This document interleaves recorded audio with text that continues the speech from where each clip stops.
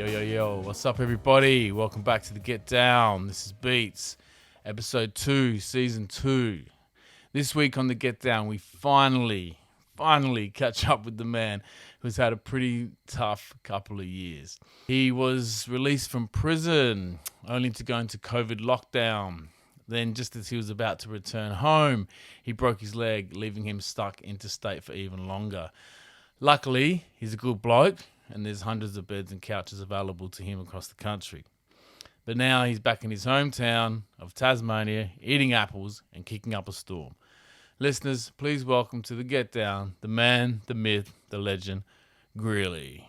Greeley, what's up, my brother? Hey, bro, how are you going? Good, mate. Good. Yourself? I'm going very well, thank you. Glad to finally get on here. You know, I've left it hanging for too long. So, yeah, thanks for being patient with me and keeping on my case. I'm glad to finally do it. I hate inside information. It's the only way, man. Just keep hounding you. Yeah, that's it. No, yeah, I don't mind it.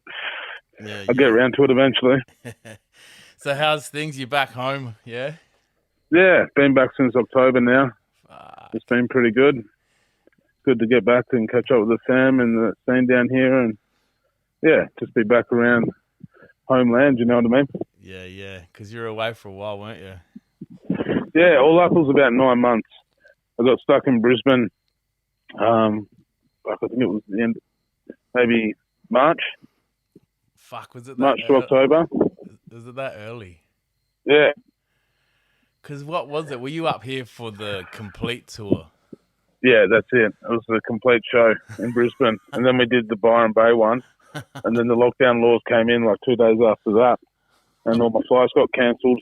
So I just worked with all the No One Network crew and as illegal. Yeah. And then, alerts and, you know, ended up doing the track. And, yeah, I was there till, I think we left maybe July 10th, March to July. Fucking Jesus Christ. Yeah. All right. We'll delve into that a bit more, bit more during the evening. So yeah, as you know, I've been doing this little thing and into season 2. Wanted to get you on last year, but I know you had heaps going on, and we'll let the listeners know exactly what was going on with you over the last couple of years. But I just want to tell everyone how I met you. Like, I met you really young. You must have been like 17, 18.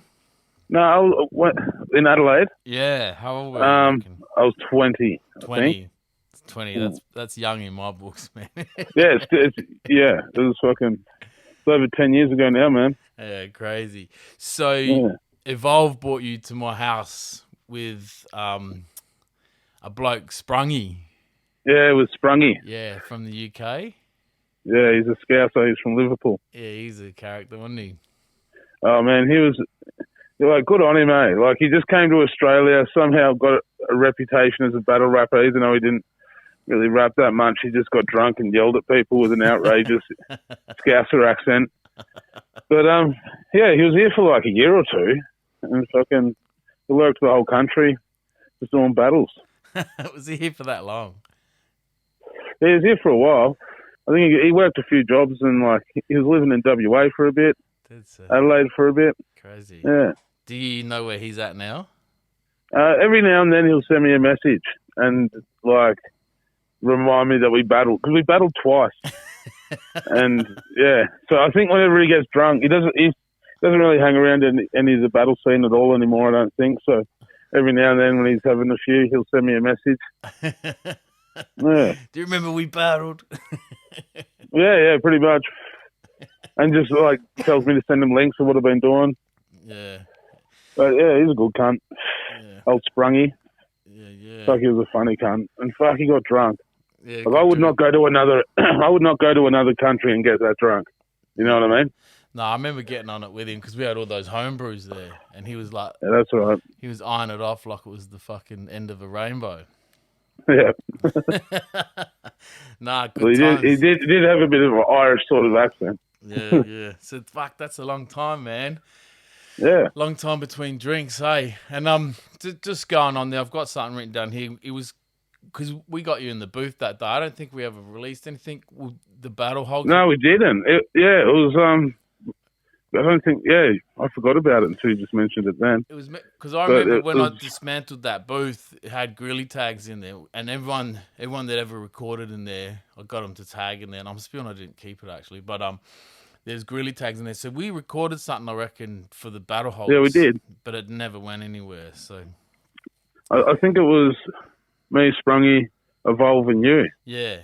Fuck. From what I remember. Imagine what fucking dirty hard drive that's lying around in. Yeah, we should try and release it. Just for old time's sake. Yeah, man. We should definitely do some music together anyway, for sure. Yeah, especially with, like, Evolver's been going hard lately. It's good to see. Yeah, he's killing it, eh? Yeah. Yeah, man. It's good. Yeah, I'm real proud to see him fucking getting back into it and just, pushing his music. Because, like, I've got hold of his Dirt Merchant CD when I was probably about 18. Yeah, right. In Tassie, through his cousin. And I used to bump it all the time. Yeah, that was good release, wasn't it? Yeah, man. It was really dope. Had that, I like that, him and Concepts joint over that Trials beat. Yeah. Yeah. That's right. Fuck. Like Ghostface used the sample as well. Oh, yeah, I bumped that like hard for a good year. Yeah. Maybe like 2008 or something. Yeah, it still holds its weight. I copped it in a fucking cashies for like $3 and flipped it on eBay for like 60s. That's all right. Good hustle. Yeah, if only I could do that with millions. But yeah. Well. All right. So what I've been doing with dudes who are in the music scene or because that seems to be where it's going so far. I've got a few other people lined up that I'm gonna step away from the hip hop shortly, but I've been asking them like, what was their introduction to hip hop or music as a whole, and then I'll go in to ask you like, what made you want to be a contributor and stuff like that. And so, what was your introduction to hip hop as a whole? It was Rage, and then Napster. Yeah, right. I got Napster when it first came out and just started downloading anything. And that was when, people could upload songs with any random name. Yeah. And you'd have, like, Mario rap. And it'd be, like, a guy spitting bars over a Mario beat about Super Mario. Yeah. And, just, like, heaps of random shit like that. So at first it was definitely Rage. Like, just watching Rage as a kid. I remember, quite a few different things I saw on there. But, and I was always interested in beatboxing, so I was downloading a lot of, like, Razel. Yeah. And I remember Razel had that cypher with Wu-Tang, and I got into Wu-Tang through that. Yeah. And, so it was, like, I got interested in Rage, but Napster's what really... Because that was its own, like, it was the first sort of big downloading program where you could just download anything. Yeah.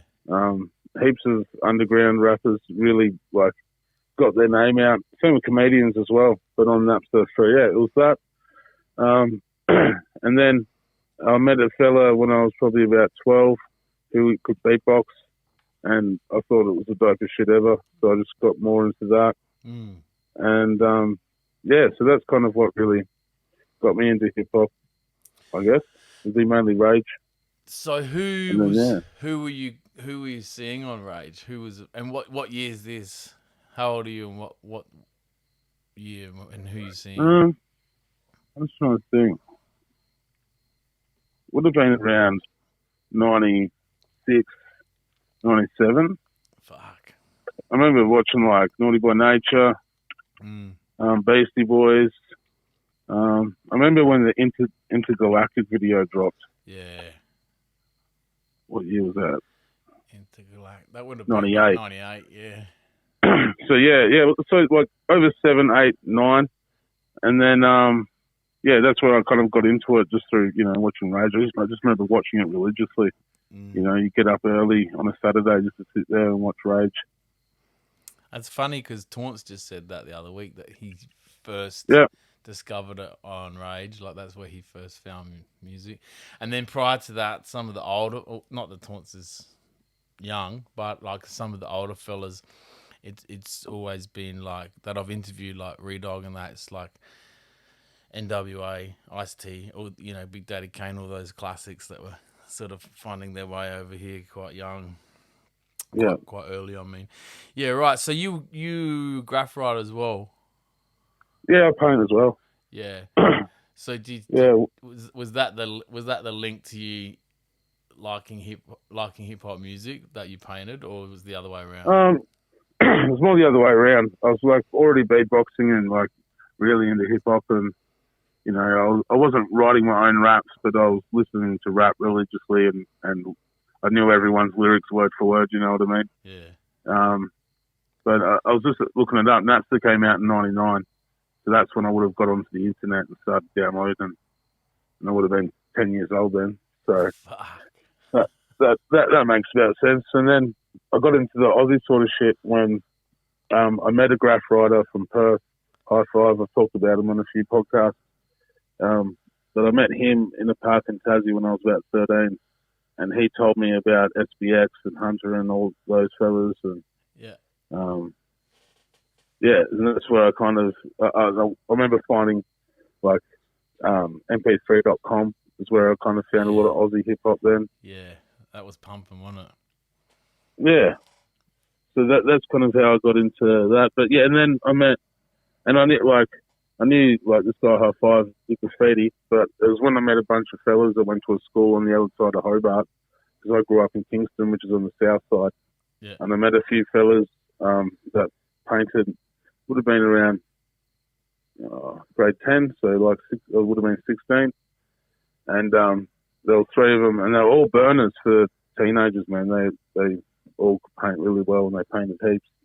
And I started hanging around them. And then ended up meeting another fella he's a pretty big writer these days. He's got pieces all over the world. But I met him when I was about 17. I think I went for my first bomb with him. And got into graph. But it was through meeting fellas that also like hip-hop that were already writing. Seems to be the way. They're sort of hand in hand, aren't they? Yeah, I think I did like a couple squiggles maybe before, just trying to write a name. But not graffiti as a sense or learning about it until I met these guys. And they taught me what a keyline was or aura and 3Ds and, just all the basics rules, and taught me how to rack as well. So I just went and started racking paint flat out. Doing big, fucking hardware store runs. And nice. Yeah, and that's where it kind of went from 0 to 100. Yeah. It's hard. I think I did my second piece on my 16th birthday. Yeah, nice. Yeah. It's hard for kids these days because you get your paint from writers' shops, so you can't really rack them out. Yeah. So you got to have money to go and fucking break the law. It's fucking nice. It's a funny crime, that one. It is, eh? You can still rack out Bunnings. Kiddies, you can still rack at Bunnings. They try and make it hard, but I know, if there's a will, there's a way. Yeah, it always is. So then, how old are you when you pick up a mic? So you're beatboxing? Because I just saw you post a video that you're beatboxing with some old lady on tour the other night.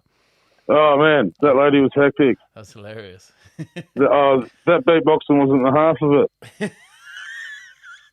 This is a story, bro. Tell us. Fucking exclusive on your podcast. You ready? Yeah, mate. So I'm standing there with Danny, my partner, and we're, chatting to these lovely old ladies in a town hall souvenir shop in a country town that's famous for its wood chopping called Jeeveston. And she starts talking about, I think this might have been after the little beatbox jam or maybe before, but she starts talking about the town that we played in at the show the night before was called Franklin. Yeah. And it's named after a lady called Lady Franklin. And apparently, 100 years ago, Lady Franklin had a maid called Snatchel, Mrs. Snatchel. Yeah. And then, so she named an island off the bottom of Tassie, Snatchel Island. Yeah. And then she started just talking about snatches, and she's like, yes, snatches, like down there. She started like, pointing her fingers down, and we're just like, oh, okay. And then she's like, yes, bring back the snatch, I say. I was, well, okay. And then she started talking about how feminists are liberating the word cunt for women. And we're like, oh, yeah. And she's like, yeah, because, men can just say cunt all the time, and, it's fine, but women can't say it. A woman should be proud to say, oh, I've got an itchy cunt. I'm dead set. Like, and Denny and I standing there looking at each other, jaws dropped, like, what? And then she goes, yeah, I should be comfortable to say that I've got a sore cunt from getting fucked hard all night. I'm not kidding. This is what she said to us. She looked like she was in her 60s, eh? Yeah, definitely was. Older. I think older. She said she auditioned for an actor, like, I don't know. I think maybe a bit older than 60. She might be, edging on 70. Fucking hell. But yeah. And then she asked me to rap she's like, show me your stuff. So I just started beatboxing, and she just kicked in straight away. Luckily, Denny just reefed the phone out and managed to film this. Like, this is like life at its peak, hey. You can't predict this sort of shit. Like, it's just fucking... You couldn't make that situation happen if you tried. It was outrageous. That's hilarious, eh? And then we bailed, and we were just like, what the fuck? We live in a time where everyone's got a phone, everyone's got a video camera on them. So, you try and tell that story, and people are like, yeah, whatever. But now, we're so lucky.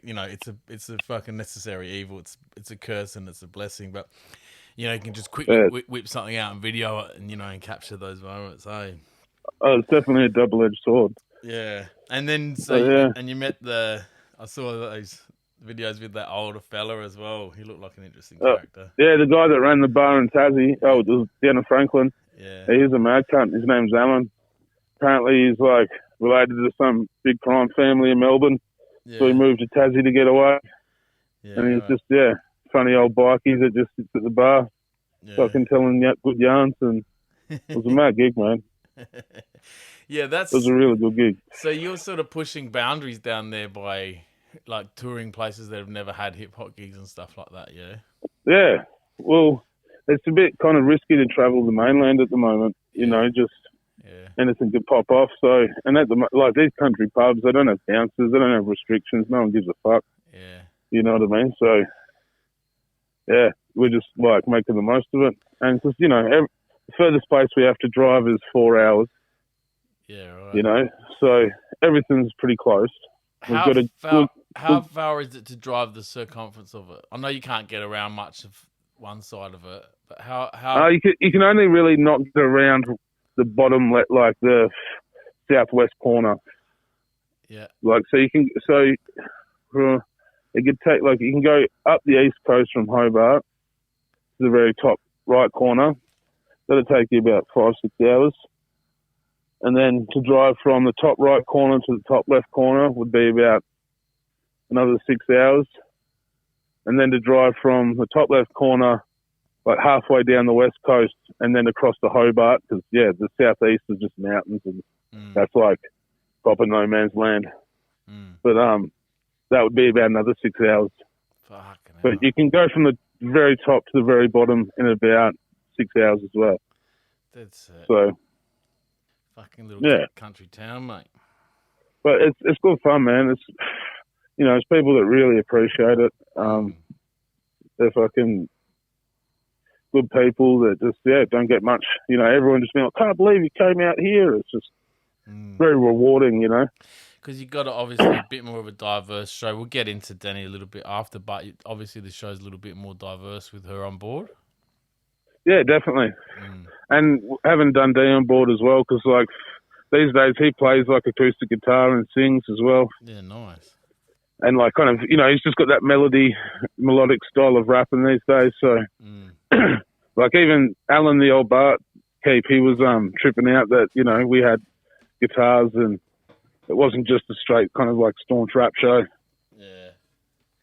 Yeah, people expecting like, you hear people go, I'm into hip hop. They're like, oh yeah, fucking boom boom, fuck the police, and I'm like, yes, that's what we do. Yeah, that's exactly what we do. Yeah, straight up. Sick. So I'm just cracking a beer, mate. When did you start rapping? How old were you when you're like, I'm gonna have a fucking crack at this? Then. So it would have been. I'd written a couple rhymes here and there, but I started freestyling with my mates, and it was because like I'd been beatboxing for all the ciphers for a couple of years at this point, and I was just a bit bored of being that guy that just does that. And so I started freestyling as well, but that would have been 17. And then I think I snuck into my first rap battle that I entered. I managed to sneak into a few of them, but they used to have quite a lot of freestyle battles down in Hobart, like once a month. And I snuck in probably about, I think it would have been about, 17 and a half, so before I was 18, and got in a freestyle tournament, and I won that. Yeah, nice. And I beat Dundee in the final, actually. So it was pretty, he was, one of the better freestyle battlers in Hobart back then. So it would have been 2006. Yeah, right. So you've been mates for a while. Yeah. Well, I would have met him maybe within that year before that, so about 14 years. So it sounds like a pretty natural progression. You're listening, you're writing, you're beatboxing, you start rapping. What about your first release? What was your first release? It wasn't that fucking one with the big head, was it? Which one, sorry? The album I forget the name. The album where you got the big head on. That was my first proper CD. Yeah, it was it? Yeah, it was, yeah. And that was 2013, I think. Yeah, that was pretty solid. Cheers, man. Yeah, I was pretty happy. Yeah, the cover was ridiculous. It was meant to look like a head on a kid's body. Yeah. It didn't really work. And because at the time I remember hitting up people I knew had kids. I'm like, can I take a photo of your kid for my album cover? and everyone was like, nah. So I just got my real short mate to do it. Oh, that's not even you.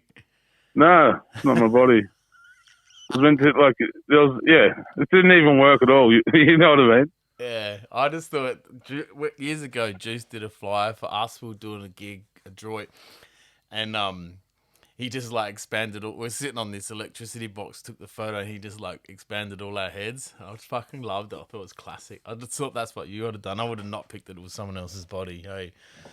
Yeah. No, the theory, there was a decent theory behind it, but I dropped that October 30th, 2014. Fucking hell, mate. Memory like an elephant. Yeah. No, I've got the internet in front of me. Oh, have you? You got a Wikipedia page? Yeah.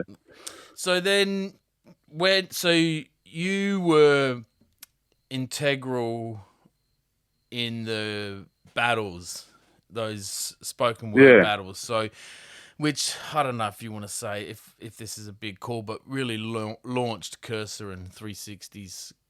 Yep, it definitely did. Launched and myself, Manners. Yeah. Anyone that was in that kind of 2-3 year period where it went from 2010 to 2013, 14, that was releasing music as well. Yeah. And, manager kind of built a rep off that. So can you... Sorry, mate. Sorry? Keep going. Sorry. It was it's kind of similar to kind of like how the grime movement went, Yeah. It was like a new genre of hip-hop that was getting practiced in Australia, and anyone that was kind of into it all came to one spot and did it. And anyone from that kind of wave of attention from the whole country looking to that one hub, anyone that really worked benefited off that, So for people who have no idea about it, break it down for us. What was it called? Why did you start it? How did you start it? Because it got internationals as well, didn't it? So break it was getting big. So I was into freestyle battles. I watched all the battles for supremacy religiously. Yeah. And it was after 2005, it was Scribble Jam where, Justice battled Thesaurus. That was a bit of a peak of Scribble Jam and freestyle battling worldwide, that event. Yeah. I think. And then after that, they had the World Rap Championships, which was a cappella battling. And it wasn't meant to be pre-written. Like, it wasn't really meant to be freestyle either. It just wasn't kind of spoken of. It was just like it was 2-on-2 battles, and that they had England versus America, and some big battles like that. So that event kind of took the whole world's attention when it came to battle rap, and everyone all of a sudden was watching battle rap with no beat behind it. And then the arguments of is this pre-written or freestyle started, and people were getting butt hurt over it because it has to be freestyle, and then other people are just doing what they're doing to win, but because of that, that kind of argument, out of that, people started putting on pre-written battles, because rather than the people arguing about it, it was like, well, you both know who you're battling, you're allowed to play right. They kind of eliminated that argument. Yeah. And that started in Canada first. Pat Stay was one of the first sort of big names from that little movement. And then a bunch of Americans started Grind Time. And over in England, around the same time, a fella started Don't Flop. Oh, so, yeah, and that's when Decoy set up the first Got Beef event. And because I'd been watching this whole evolution of battle rap from Tassie, just on the internet, I was keen as for the pre-written version. I did the freestyle one as well, and I still love that sort of format, but it was old and it had just been done to death. So I was excited for this new format, and I used to organise a few battles in a skate park in Tassie and film them and upload them to YouTube, and I used to post them on ozhiphop.com. Yeah. So that's how I kind of got my name out around the underground scene, enough that when Decoy and Keynote organised the first Got Beef event, they reached out to me and I got 2 battles there at that event. And that's where, Cursor did his big battle against Zoned Out, and 360 and Justice battled Thesaurus and Madness from America. Yeah. So, yeah, and I just went as hard as I could and kept kind of climbing it from there. So you were hosting them? So at the second event, because Keynote had his battle against 360, he got body bag, got absolutely destroyed, and he became somewhat of a meme. Everyone was taking the piss out of him. People were making fake pages of him on Facebook. Yeah. It was a big ordeal. Yeah. And so he kind of bailed. And at the second Got Beef event in Adelaide, Keynote was meant to battle Cursor and didn't show up. Yeah, right. And because I'd had a lot of experience in Tassie through putting on my own gigs and doing my thing, Decoy had no idea what he was fucking doing. So all of a sudden, the Adelaide event was kind of like all out of order because Decoy was just wandering around fucking not really getting shit done. Decoy, the poor man suffer. Oh, man. He suffered from Wish.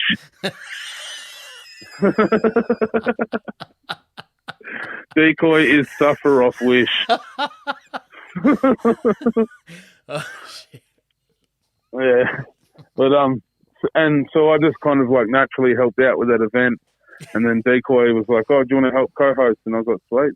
So that's kind of where I got involved into hosting ones around the mainland, if you know what I mean. Yeah. So you were you're clearly in the photo. You're hosting, and smack bang there with that 360 curse battle. What was that like, man? What was that atmosphere like? What was it like to be there? Because I remember I wasn't really into that spoken word stuff. Back in Adelaide, we were still rapping over beats, and had motion and demo, and everyone was going at it with beats, and it was not frowned upon, but it was sort of like a state to state thing. Oh, they're doing that, we're doing this. But I remember watching it, going, you can't take it away from them. Yeah, they've thought about it. Yeah, they know they're battling each other. Even if they haven't written it, there's still a skill involved in writing it and remembering it and delivering it.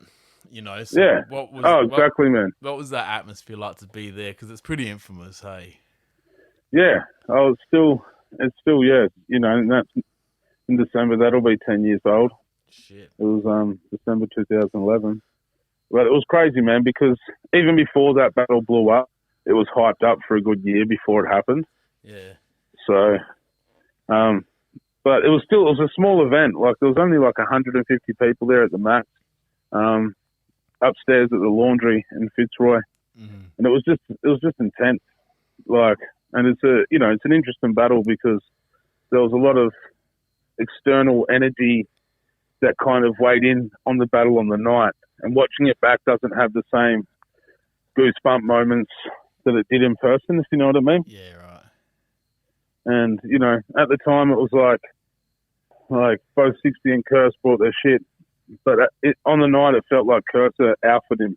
Yeah. And just kind of, which I don't think comes across in the video as much as it did on the night. Yeah. It's funny because with that whole spoken word thing, there's a lot more moments, because there's a lot of build up, and then they give that punchline, and it's very fucking clear. You got no beat nothing interrupting, no beat, no crowd bopping to the beat, So there's a lot of like, whoa, fuck, So you could have those real. Here's a line, fucking gotcha, So yeah, it's a whole style in itself.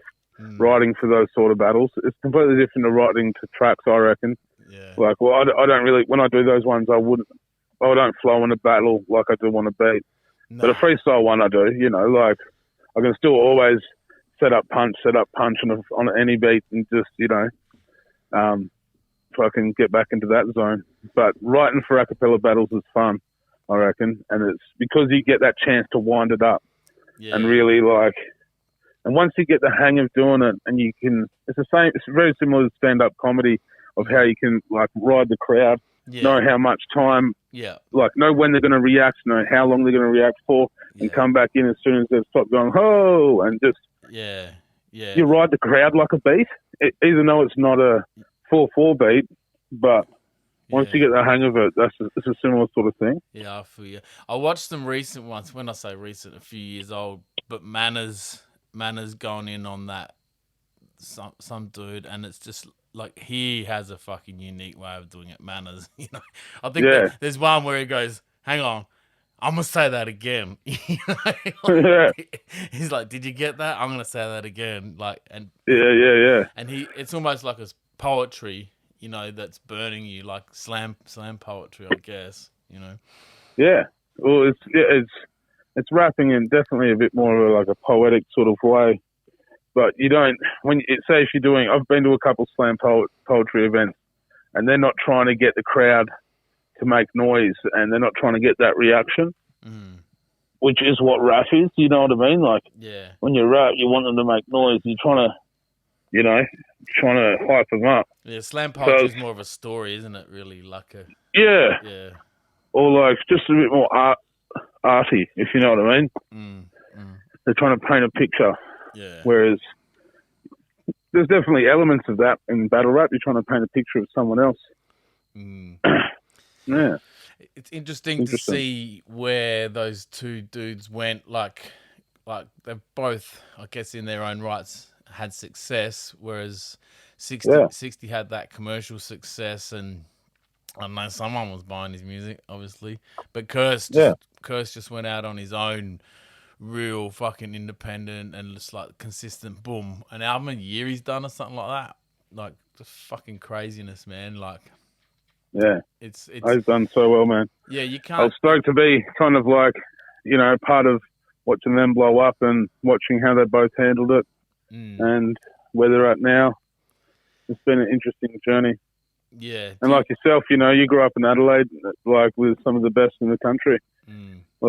Adelaide was one of the first big waves to kind of blow up in Australian hip hop, I think. Yeah. And, well, Sydney, then Adelaide, Death Wish, then the Hoods. Yeah. There's a lot of early and stuff. Don't get me wrong, Sydney always, definitely were the pioneers as well. But Adelaide had that big, the Hoods wave and just Certified Wires and everyone that was a part of that. Yeah, there was something in the water. Yeah. But I can't wait to get back to Adelaide, eh? Yeah, well, what's the situation there? Your borders are open? Yeah, I'm pretty sure we're sweet to travel. Yeah. And I saw that Cogs did a gig in Adelaide the other day, so I think it might be possible. It's not a fucking sitting down gig, is it? No. he could probably get away with that. I did a sitting down gig. The first one we did when we got back to Tassie was a sitting down gig. Yeah, I saw that. What was that like? Well, it was it was pretty loose. It was a pretty interesting night. It was a fundraiser for a young chick that passed away. So there was a lot of like energy in the building, if you know what I mean. Yeah. And my set, like we went second last, and people were getting pumped during my set and standing up and then sitting back down. And I did a old track. I didn't have the beat for it, so I got the crowd to clap. And I just kind of rapped it over the clap, and they were doing my backups because everyone knew the song. Sick. It was pretty sick. And but yeah, fellas were all jumping up and they were getting pumped for it. And then Wombat went on after me, and I think heaps of the people started standing up, and it caused a bit of an issue with the bouncers. It's a hard one at a hip hop show. Like at the moment, I'm still kind of doing my set with a stool on stage because I've got recovering from this broken ankle. Yeah. So I can walk around on it a bit, but I don't want to be.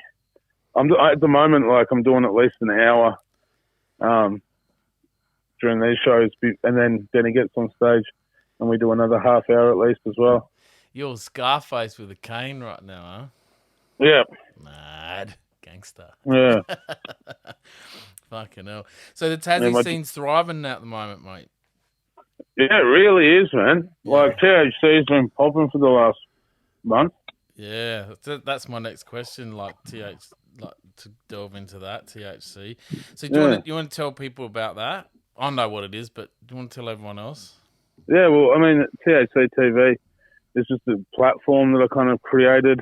THC is in itself. I know there's a Brisbane graph crew, THC, and shout out to those fellas, all respect. But, we're not a graph crew. It was just a name that people used for the Tassie hip-hop scene when I was young. Tassie Hip Hop Collective, THC. And it was a massive sense of community with it. And so about 5 years ago, I felt that just because of the internet these days, and I'm sure you can relate, Beats, is, people aren't catching up. Like when we were kind of coming up, you had to go to the gigs. Yeah. You didn't have Facebook, but you knew when the gigs were on and where you had to be to experience hip hop, and there just wasn't that vibe so much anymore. So I was like, fuck, I'll use the internet to kind of bring back THC and try and bring the new generation together to a hub. Even though they might not all be hanging out all the time or whatever, at least they can kind of be a part of something bigger. Yeah. Yeah. Right. Yeah. Because you had that film clip was massive posse cut, and it was a walkthrough. And it looks like it's one take. Was that one take? Yeah, it was one take, yeah. Fuck, that was brilliant, dude. Cheers, bro. That was when so people can look that up. That's the THC Cypher session, the first one. That was really good. Who shot that? Kyle Golly from No One Network. Oh yeah. That was when I came across Nerve, and Nerve was still pretty young and like growing as an artist, but I could see how talented he was, and so I hit him up and started talking to Kyle Golly. He was doing his videos and he was helping out with the hip hop culture and movement in Brisbane a lot. And being kind of passionate about it myself, I was like, yeah, these guys are cool, So I invited them to come down to Tassie, and Golly and Nerve came down for a week, and we did that cypher session. We did a video clip for a track with Wombat, myself, and Nerve, and then we did another video for a track with Dundee, Nerve, and I, all in the space of a week. Yeah, right. That was really good. They got good quality. They shot the clip that we were at up here, eh? Yeah, man. They've done, and they're doing amazing stuff. Like I saw they were filming a new one for Nerve today, and they were doing all sorts of crazy makeup and effects. Yeah. And they really raised the bar. Yeah. And I'm proud, just watch them grow, because when I met them, they were still like, they were, in the same sense of when you met me, like they were maybe 18, 19. Yeah. And in the last few years, they've really grown into professionals that have they're killing it. It's a good thing to see. Like some people can't do it. Some people, their ego's too big. But it's good to see younger people come up and even supersede you and overtake you in some areas. I love seeing that, and I was a foster of that. Look at Adroit. I had all those fucking younger fellas around me, bigging them up. Yeah. Trying to push them, and it's a fucking good thing to see when you see someone young and starting, and that spark and then they go on and do something, you know, and you're like, fucking, Yeah. you know, I remember and you say, I remember when you were a young little fella. Yeah, man. It's Yeah. awesome. And, you know, and it's guys like, you know, especially like that first trip in 2010 that I did around the country, kind of meeting all you guys. But even before that, when like Reason and Checkmate first came to Tassie, and Yeah. Reason, you know, took me aside and had a few good chats with me, and Yeah. just those little moments, man, you can really change your path and inspire you to pursue that direction. And I'm really, you know, I'm 31 now, and I'm so grateful I did. And, you know, I'm still like fucking figuring out how to do it. Like it's always a learning journey, you know what I mean? Yeah. Yeah. But that's young, man. 31. yeah, I had Reason on earlier in season 1, and he mentioned that he said that he saw that in you really young, and said this is the first time he took you up to Northern Territory. Is that right? up to Darwin. Yeah. Yeah. Yes, and you were like, I've never even travelled, and he's like, well, you're coming now. Yeah. But that's he's good. a legend, man. He's a classic for seeing young talent and fostering it, and you know what he did with Briggs, and you know so many people. Like I'm yet to find someone to say a bad word about Reason. You know. Yeah, no, you can't. Yeah. He's an absolute legend. And he's back in Australia now, which is even better. Well, we had a chat off air after the thing, and he's like, look, Beats, I wasn't going to say anything on air, but I'll be back by New Year's. And I'm like, fuck yeah. Yeah, it's good. King's coming home. Yeah, he's dropped a few other gems on me, but I can't say anything. I gotta It's not my place, not my place. All right. For sure. All right, so I want to deep dive into something, mate, if you're okay with it. I've tried my darndest, man, and wrote you a letter for the judge, but obviously it did no good. And no, it did do good. It did really good. Oh, did it? So the first time, like, I got sentenced, they only gave me 2 months imprisonment because of all the letters of support. So the first judge, he was down. The letters did a great job. I feel better But now. because it was the lowest sentence that anyone's ever served for GBH in Tassie history, and then the prosecution kicked up a stink, and they appealed it. And then so a few months later, when I was out again, I had to go back to court and re-sit in front of 3 new judges. And the 3 new judges went, no, we don't care about the letters. And I went back. No good. All right, so for the listeners, are you okay to talk about it? Yeah. Yeah. All right, so so what were you charged with? What happened? What happened on the night, mate? And what were you charged with? So I went to a Thunder Metals gig at the Republic, which is a pretty well-known pub in Hobart. Dundee's dad owned it for a long time. So I had a lot of nostalgic connection with the pub. I got real drunk at the Thunder Metals gig with Tucker and Jesswan, and then went out the front of the gig, and there was a guy tagging the front of the pub writing Form 1 Planet. Like, he wasn't a graph writer. He was more of an anarchist sort of bloke writing some shit. And I got into an argument with him. It was a stupid argument. And fucking, he got in my face. And then, I ended up snapping. And I punched him a bunch of times, and I broke his jaw in 2 places. And he didn't go to hospital. And after a week, it developed into a blood infection where he had to be put into a coma for a month. Fuck. And, it got pretty grim. Like, he could have died at one point. So, and that was in 2016. And then it went for a few years through court. And then, I served my time in 2019. So they gave you grievous bodily harm? Yeah, grievous bodily harm. And that was the charge? Not with intent. No. Because I've got a few priors and I've got a few assaults in my past. All right. They couldn't let it slide. Yeah, so they gave you 2 months. You went in. Yeah. Came back out after 2 months. Yeah, and then went back in for another 7. Wait a minute. Dropped the clip after that 2 months in? Yeah. I got out and recorded a track the night I got out, and then filmed a video the next day.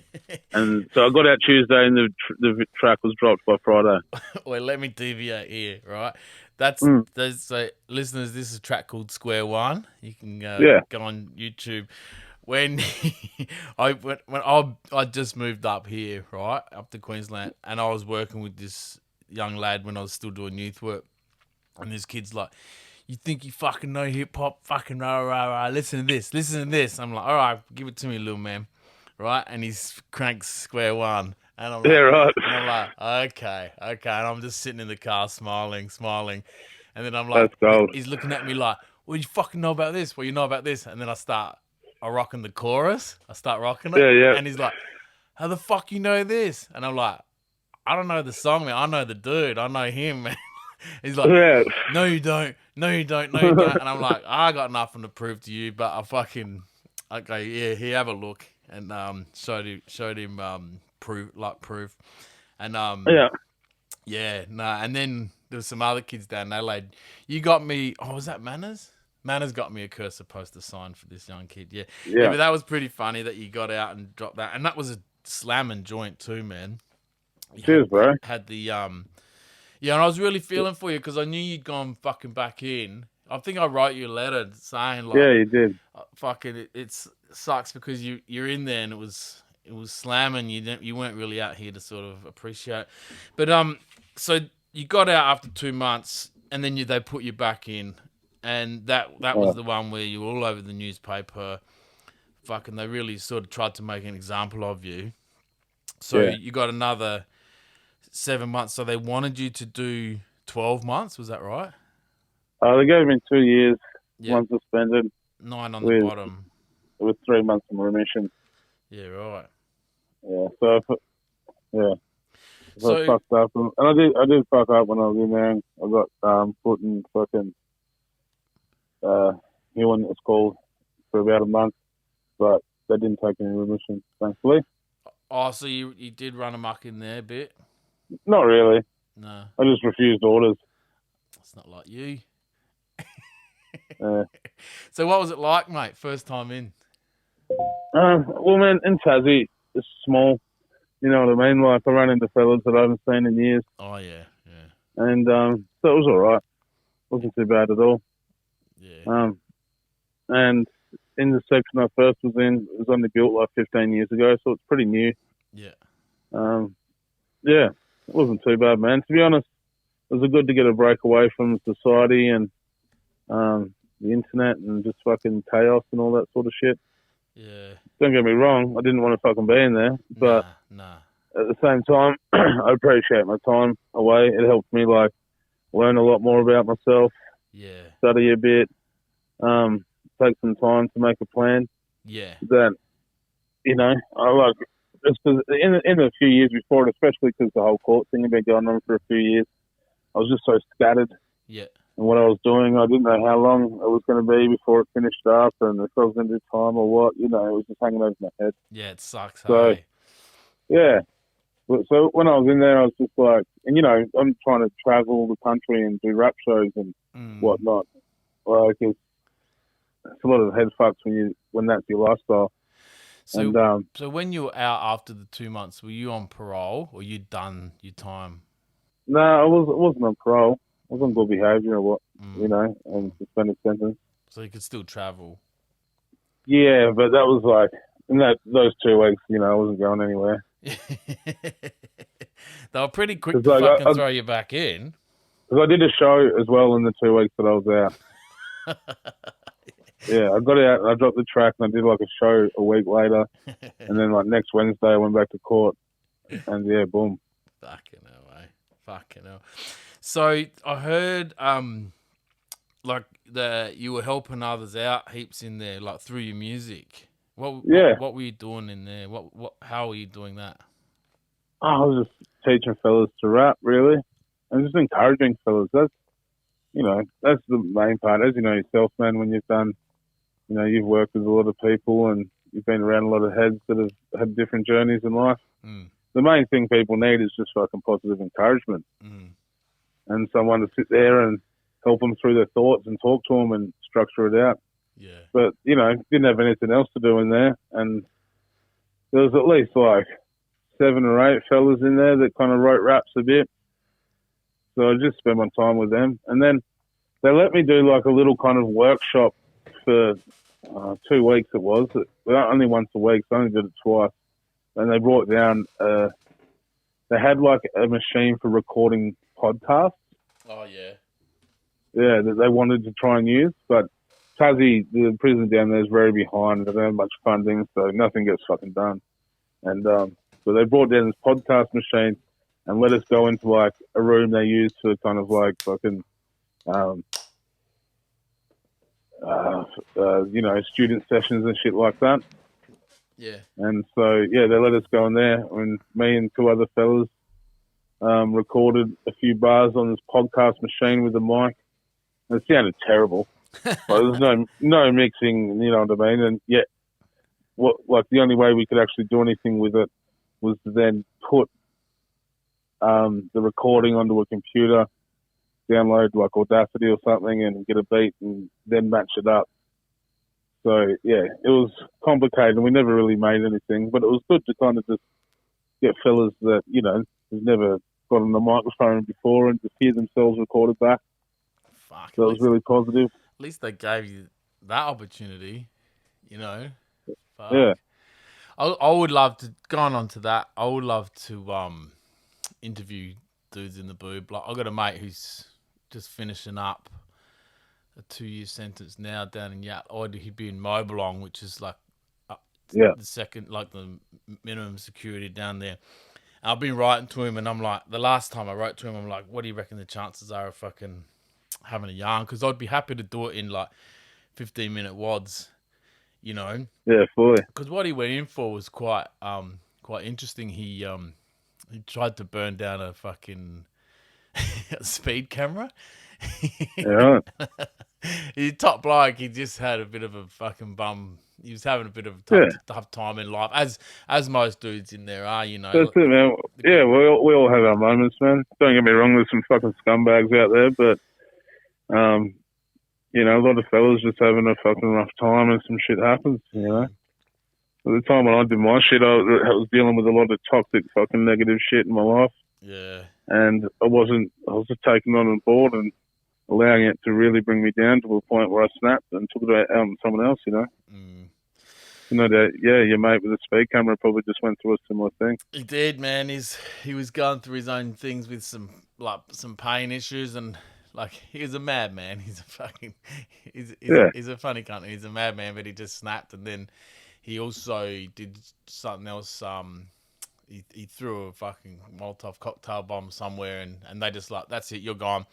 And in our letters, he's just said, fuck, this is the best thing that's happened to me. Like, coming inside here was the best thing that happened to me, because otherwise I would have fucked up hard, and I would have been looking at 20, Yeah. So I can't wait for him to get out and have a chat with him, actually. But, it's good to, keep in contact with letters. Speaking of that, like, I remember writing to you. I've got a question here. Were other people pissed off that you were getting so many letters?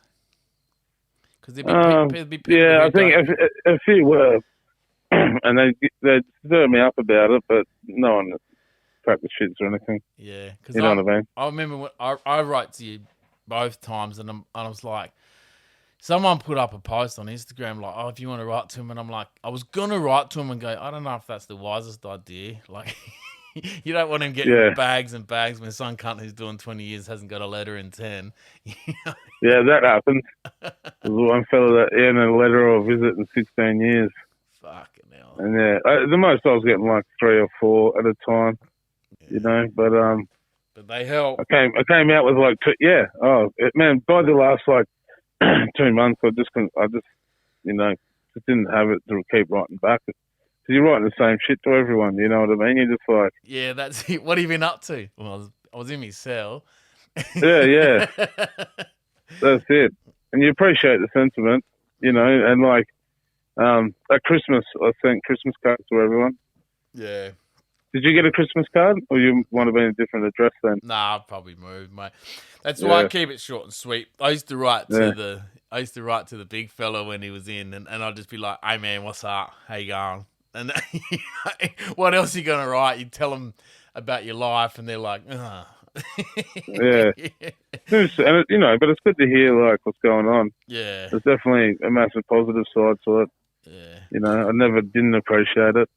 But, writing all the time. Was, because as well I was working on the album, so I was like, fuck, I've got like 5 letters to write, and they take a good, spend a bit of time in them. So, yeah, and, I was trying to write the album, so I think I kind of spent more time with that. So you wrote Risdon's Wisdom in there. Risdon Wisdom. Ugh. Yeah. Fucking how did you wrap that one? Risdon Wisdom in there? Yeah. Yeah, right. Well, I came up with that name like when I was in there in the first 2 months. And because I found out about the appeal in my first week, so for that whole time I knew that there was a chance it was coming back. And I just thought, well, if these cunts send me back, I'm just going to write the album. Mm. And then when I got sent back, I was like, well, game on. And because Square One I actually wrote with no beat. I didn't have a beat for it. I was just about to ask you that. I got out and I found the beat the day I got out and just fucking smashed that. But when I was back in the second time, I actually ended up getting a beat CD made up for me with beats from Rob Shaker. Nice. And I got that brought into the prison and played it on my PS2. Nice. Shouts to Rob. We've got to get him on. Rob. Yeah. This is your second invite, Robert. This is your second invite. Yeah, Shaker's the man. Yeah. So you had a place. Someone else told me that. Who was saying that? I think the big fella was saying they used to fucking play play beats on their PlayStation when they were locked up. Must be a bit of a thing, man. That's hilarious. Well, I'm not sure about other states, but Tassie, they let you have a PS2 or PS3. Yeah, right. Oh, no, a PS2 or PS4. They don't allow you to have PS3s anymore. Why? What's that? Can you make fucking tattoo guns out of them or something? You can make tattoos out of any PlayStation controller, but fucking, I'm not sure. But PS4s didn't play CDs, so I had to get Dunners to go do the mission and find a 20-year-old PS2 at a fucking Cashies for $60. And it was dodgy as fuck. I had to fill a cup half full of water and sit that on the lid. It was one of those skinny PS2s. Yeah, so it had the pressure. Yeah. Otherwise, the CD wouldn't read. That's prison, mate. Necessity is the mother of all invention, eh? But it was beautiful, man. Like, we're so spoiled these days with technology, you know what I mean? Like, I didn't mind it at all. Imagine being locked up with Tom Thumb, man. Oh, it'd just be like, fuck. You'd have 4 or 5 albums. Yeah. Oh, shit. Well, that's it. He can make up a different fucking beat every day.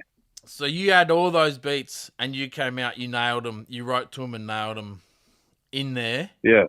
And that whole album was written inside. Yeah. I was going to try and write another 1 or 2 when I got out, and then I was just like, no. I was like, it is what it is. I wrote it there. So many, even a few of the songs were just, for when I was in Hilton for a month, that, I got my PS2 taken off me. And for being naughty. all that sort of shit. Yeah, just for refusing orders. But did you have to punch on with anyone? No. No. No. There was one dickhead that threw across the room, but it wasn't fucking a punch on. He was just being an annoying grub. Yeah. And wouldn't leave me alone. Yeah, right. And he was off his fucking head. On the butte. Yeah. Fucking hell, mate. And just fucking chill my ear off. But anyway. But yeah, as I said, man, it's pretty small. I'm a respectful person, man. I know how to get along with most people. Yeah. If people don't like me, that's fair enough. I won't try and make them, you know what I mean? Yeah. Yeah. And I think even because I didn't, try and push it or anything, I earned a lot of fellas' respect. There was a couple of guys that didn't like me when I went in, but by the end of it, they were, see you, bruv. Fucking. Yeah. Yeah. Well, you got to live together, mate, so you might as well get along. Yeah, that's it, man. And I think, fuck it. The amount of people that go on about Cursor in there is outrageous. But, so many cunts that just be like, fucking mate, Cursor, fucking thinks he's a shit cunt. And, and no doubt they have the same respect to me. Like, he's just really cunt, or what, everyone sees a shit cunt, fucking, you know what I mean? Bit of tall poppy. Yeah, straight up. Oh, Tassie's bad for it, man. Australia's bad for it. Tassie's even worse. Yeah. And, no one down here gave a fuck about me rapping until I did it on the mainland, you know what I mean? Yeah. There was definitely an element of that. But, yeah, once fellas saw that I didn't, I don't think I'm better than anyone, and I'll humbly fucking, treat anyone how I want to be treated as equal. And yeah, once they realised I wasn't a fucking dick about it, they were cool. Yeah. Well, that's the main rule, isn't it? Is there any? Was there any chatter about fucking Martin Bryant? About like any jailhouse? Oh, hey. Any jailhouse talk about conspiracy theories, if he's guilty, if he's innocent, because he's in there, eh? Yeah. But obviously housed in a spot no one can get to. So what's his story? Is he in the dog yard? Is he? Is he? He's in the psych unit. Okay. All right. Yeah, the intensive psych unit. So what's this? What fucking stories are floating around about him? Oh, deceased, man. That he's the government. The government did it. Yeah, well, it's interesting. I've heard what he reckons, and that's interesting. I still can't put my finger on why, who would be behind it. But it definitely seems that he didn't do it alone. But as well, he does brag about killing 5 people. So it's an interesting one. 5, did you say, or 12? 5. So he boasts about that. Yeah. But there was more than that, wasn't there? Yeah, but he reckons it wasn't him in the cafe.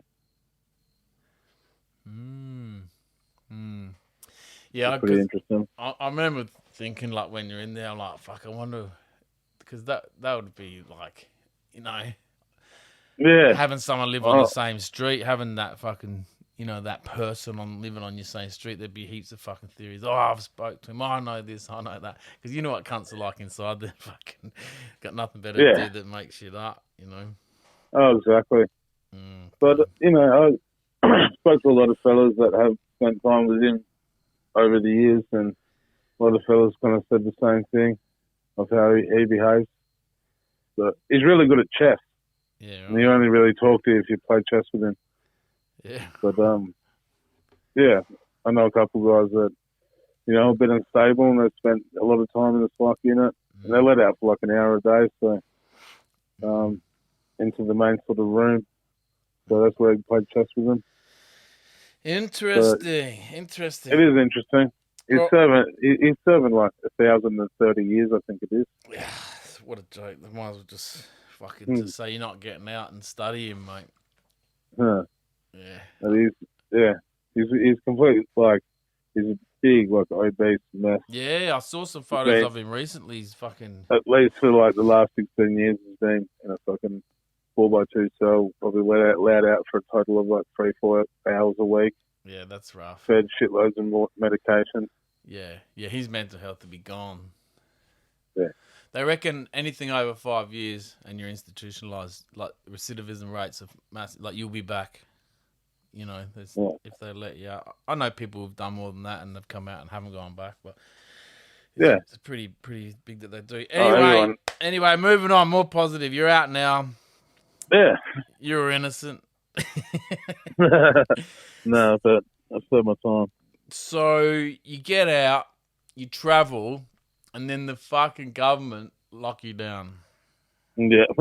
Again, from the dirty C word. Yeah. So as we said earlier, you were doing and fuck Complete was lucky to get that tour under his belt, man. I saw him up here. I saw them in Maroochydore. There's this little fucking hole in the wall. Saw them there, him and Omac and all that, and Manners. You weren't there. I missed you, and I was gonna come down to Brisbane the next night. But so you got stuck here. You got stuck in Brizzy for how long? Yeah. So it would have been March when that gig was on. Do you reckon? Yeah, I reckon it might have been March 16th. Rings a bell or something. I got to Brisbane the day after that Maroochydore gig. Yeah. And so it was from then, really. I think March 16th rings a bell or something like that. And then I was in Brisbane till July, and then Denny came up from Tasmania, and we recorded her EP Runaways. Yeah. And filmed 3 video clips, and then went down to Newcastle to meet her fan. All right. And what happened there, mate? 3 days after getting there, I caught up with Tons. Do you know Tons? Yeah. He's a legend. What a legend, man. That guy's what up, Tons? an absolute, yeah. He is the G. Yeah, he's good. He calls me Big G, but he's the Big G. Yeah, he's good, and you go there, and he's like the mayor. Yeah, he is the mayor. Oh man, he's an absolute legend. Yeah. But yeah, I met up with Tons. He came and picked me up 3 days after getting to Newcastle, and he took me to a grass spot called the Arena. And we got there, and I was standing on the ledge, and I was like, "This is fucking sick. We should take a selfie." And he's like, "Oh yeah," and I'm like, "We'll just go down the slope." And so I'm going to run down the slope, slipped on my ass, slid down, and then caught my heel on the gutter at the bottom of the slope, and it's just twisted my ankle and snapped it, clean. Man. You know, when I saw those photos, I'm like, here we go. What's he up to now? I thought it was all thought it was a publicity stunt. You fucking suck. Oh, as soon as thought it was a film clip, man, because you got the ambos there and the green whistle, and I'm like, he's fucking got some dudes in ambos. They're doing a film clip, and then I started seeing the pictures of the ankle, and I've done my ankle before, and I'm like, yeah, that's not makeup. Yeah.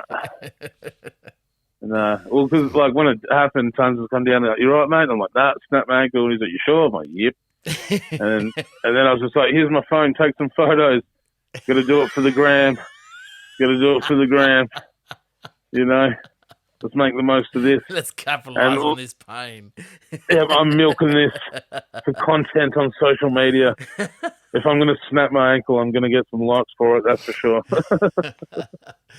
Oh, shit. So you stuck there. They're ready to send you home. So I'll sort of prompt you. They're ready to send you home, and then what? So after 3 months of sitting around because, I snapped my ankle, finally planned to get home. I got a big scar down the shin. And it looks like there was a pimple kind of coming up in the scar. And I went and got it checked out. The doctor said it was all good, go home. Went to another doctor, he said go to hospital. Went to hospital said it's all good, go home. And then I went to the surgeon, and this is like 3 days before we're about to fly back to Tassie to get a checkup. And he's looked at this, what I thought was a pimple. He's like, "No, that's a bone infection. You have to get more surgery." It's bone? Yeah, bone infection. Fuck. So it was like pretty deep. And it like just looked like a pimple on the top sort of thing. Like an iceberg. And so next day I went back into surgery. They cut open my leg, they cleared it all out, they drained it, and I had to sit in hospital for 9 days with a suction machine on my leg, like just making sure that it's keeping clean. And after the 9 days, they stitched it back together, and it was all good, and sent me home. And then, a week after that, and at this point, like, we were trying to get past to the borders because it's Corona. And that wasn't happening. They kept denying it. So I put up a status. And luckily, one of my fans knew someone that worked in the office, and they got our border pass pushed through. Crazy. And we managed to finally get home October 17th. Fuck. So that's when we were talking about coming on here. That's how long ago you're like, "Look, I'm just too busy. I got to get home." Yeah. You said, and your voice was like, "I just got to go home, man." Yeah, man. It was getting to that point. Because I think I left Tassie February 28th. Fucking Jesus Christ. So, like February 28th to like October 17th. Fuck. So where were you staying, man? You just couch surfing? I just managed to stay with Cole Golly and As Illegal. Shout out, fellas. Yeah. So those fellas really looked after me during the time in Brisbane. And then Newcastle, staying with Benny's family. Yeah. No, I've ended up becoming pretty good mates with Az after that film clip. He's good. He's a legend, eh? Good bloke. We're going there for a couple of minutes to drop in, and an hour later, fucking, we're still babbling on today. Yeah. No, he's a good bloke. Yeah, he's always good for a good yarn. You need some time for your next mission. You about to hit the yards and some gals, got no beans. You need some fresh clothes to look dope.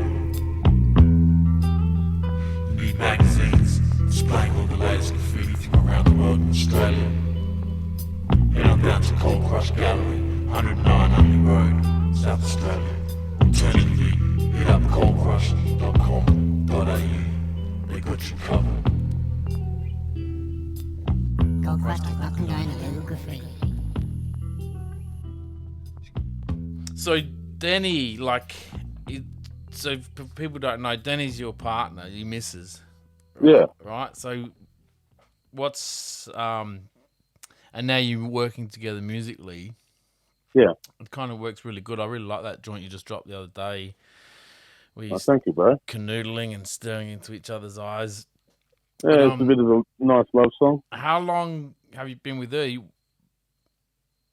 So I've known her through like the Tassie music scene for a while. We did a gig together a few years ago. Yeah. And I always wanted to collab with her. And for the song The Cycle, which is the last song on Wisdom on my album, yeah, I wanted her to sing the chorus. So when I got out, I was trying to get a number. And I got someone to give her my number. Yeah. And a couple of weeks later, she called me, and it was coincidentally when I was at Melbourne Airport on my way to Perth to go record the album. Yeah, right. Oh, because you recorded it at Shakers. I recorded it with Cortex. Okay. I was going to do it with Shaker, but me and Cortex just have really good chemistry in the studio. Yeah. And we've always worked well together. And so we recorded the whole album in 3 days. Fuck. Nice. Yeah. Nice. It was really good. But, yeah, when I called, Denny called me. I was at the Melbourne airport, and she's like, "Hey, how you going?" I'm like, "Good. Whereabouts are you?" And she's like, "I'm at Melbourne airport." I was like, "Real? I'm at Melbourne airport." Nice. And so I ran up to, it was gate 12, and she was there, and I caught up with her, and I asked her to jump on this track, and yeah, it was, pretty serendipitous. Mm. And so I went to Perth, recorded the album. I sent her the track. She recorded hers back in Tassie, in Launceston, where she's from. It's more like on the north side. Mm. And yeah, and she sent that back, so I was so stoked because I'd been manifesting doing this song and getting this collab with her while I was locked up. Yeah. And because, I really just like her as a artist before we ended up hooking up. But yeah, so we kept talking back and forth after we did that track. And then she sent me the song Runaways, which was just the beat with her lyrics. And I just vibed with it straight away. So I, wrote my verses and then I sent her, I had a big catalogue of Larrikin beats at the time. Yeah. So I sent her a catalogue of beats and then she wrote a few more and sent them back through. And we just, naturally, didn't force it. We just kept collabing over the phone. And then after a while, she was going up to New South Wales to see her family in Newcastle. And I was like, you should come up to Brisbane and she record. And so she made the mission up. Yeah. And just kind of everything fell into place from there, bro. Yeah, nice. Just didn't force it. It just kind of naturally happened. And now we're just, back at home in Tassie together and doing a tour together. So it's pretty awesome. Crazy. That's what I've got here. You're touring together. Do you think that's a wise move? Yeah. No, I'm only being a smart ass, mate. No, that's good. Well, yeah, we had the first one the other night and it was awesome. Mm. And, we do our thing on stage and people definitely love it. Even at the last gig, there was some drunken chick in the crowd yelling, "Kiss, kiss, kiss." And we were I said, hey, we're in the business of bangers, not OnlyFans. We fucking make music. Oh, mate, you never say never. You got hip hop, comedy, porn. Fuck, the world's your oyster, mate. Yeah. Oh, that's good, man. I'm glad. It looks like a match made in hip hop heaven, man. No, cheers, bro. So it's been very good, very good. Yeah, that's good. It's always good to see mates happy like that. That's it, man. So, just touched on it. You also do stand up. Yeah. Yeah. Tell us a little bit about that, man. How did that come about, and what are your plans with it? Do you want to pursue it? Yeah. Well, I always definitely want to do it. I've done one comedy set since I've been back in Tassie. Yeah, so Put my name down for a local room, and it was fucking sick. Like I still get more of a. It's such a different type of nerves compared to hip hop. I get like a big rush from doing comedy. Yeah. Because I mean, with hip hop, you got the beat. Yeah. You know it's going to go all right. You know what I mean? Whereas comedy, it could all go wrong at any minute. So it's a bigger risk. Can bomb. And yeah, you just never know how things are going to go or come across. But I got into it through my mate Lewis Spears.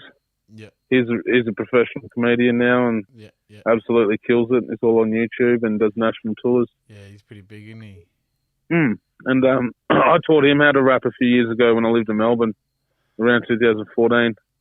So he kind of returned the favour and got me into comedy. And then I put in some work for a good year or two and just did all the local comedy rooms and kind of got associated with the actual scene.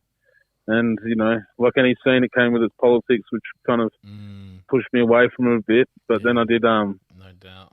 I did a tour with Lewis, and I was like, this is fucking sick. Because, you know, it was just me and my mate traveling the country, just finding ways to fucking laugh about everything. Yeah. And it would there would be some likeness to rap where you're looking around like, you know, for me, 100%. For me, when especially I'm those reading battles. when I'm reading a book or I'm watching a TV show, I'll jot down a little line here for a bar. So you'd be around, you see something in your street, you're like, boom, he's coming into my set. So is there much likeness in writing a rap and writing a comedy set? There's like, the only difference is rhyming, and I guess that's what defines rap. But comedy, at its culture, is a very street culture thing, really. Like, before stand-up, like, think about, you know, where does comedy come from? It's you and your mates hanging out with nothing else to do. Yeah. You know what I mean? Like, some of the shit you hear on the street, some of the shit you hear on the street is way more funny than you hear at a comedy club. Yeah, yeah. But then, as America has, it turned street culture into, you know, into commercial culture, and it has with stand-up, which is it's pretty interesting, eh? So, what comedians are you inspired by? Any comedians, or who do you fuck with? These days, it's interesting, man. I fuck with a lot of different styles of comedians. I was watching Anthony Jeselnik the other night, and he's a very good joke writer. He's all like, you know, just analysing how he structures his setups, and then he hits with a surprise punch. Yeah. And kind of, he'll take the premise and twist it the nasty way. When you think he's going to say something good, he'll say the complete opposite. But he's very good at just rewriting the joke in that sort of way that makes it pretty artistic. I think Dave Chappelle's a fucking goat. Yeah. And, you know, watching him's always inspiring.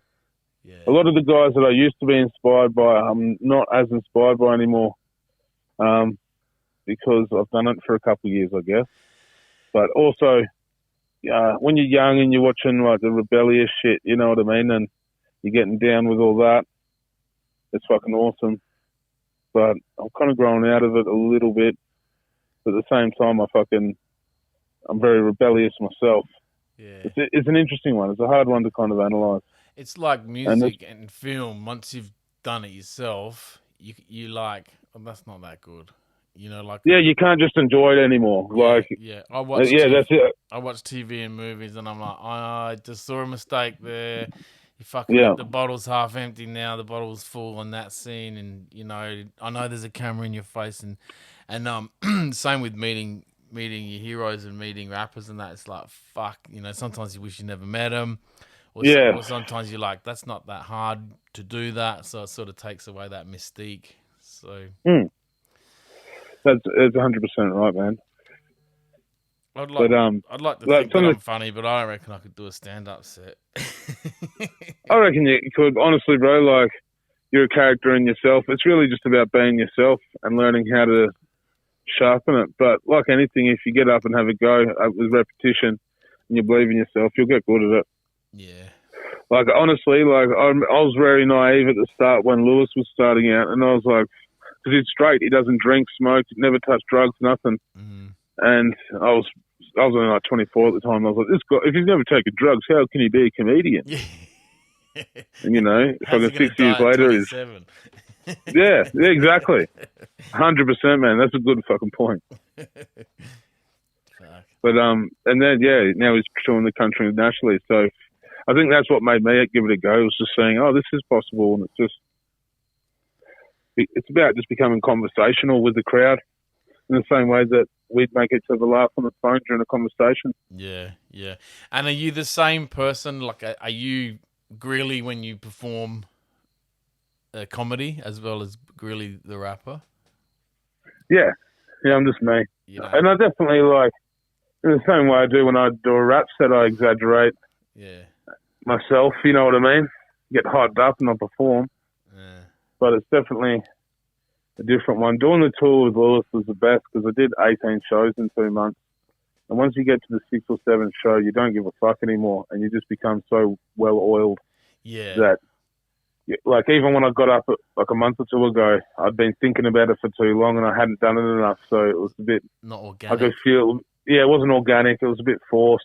You know, you drop a joke and... Like, I had some jokes about how all Americans have autism. Go on, tell us a joke. Tell us one of your jokes. Oh, it was just something about how I thought I was watching The Bachelor, but it turned out to be this show called Love on the Spectrum. Oh, yeah.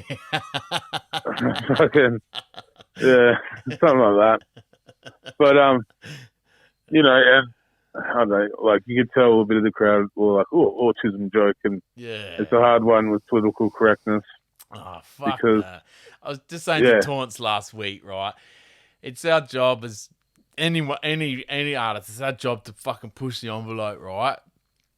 Yeah, exactly. And you've got to... So, okay, so there was jokes said back in the day. Like, my parents used to say jokes that I would never fucking repeat. You know, like racist jokes. And then you have jokes about people with disability, like, you know, using the R word. I wouldn't even use that now because I work in disability, you know. So, but back in the day, that line was pushed, man. That line was pushed, and that's their job.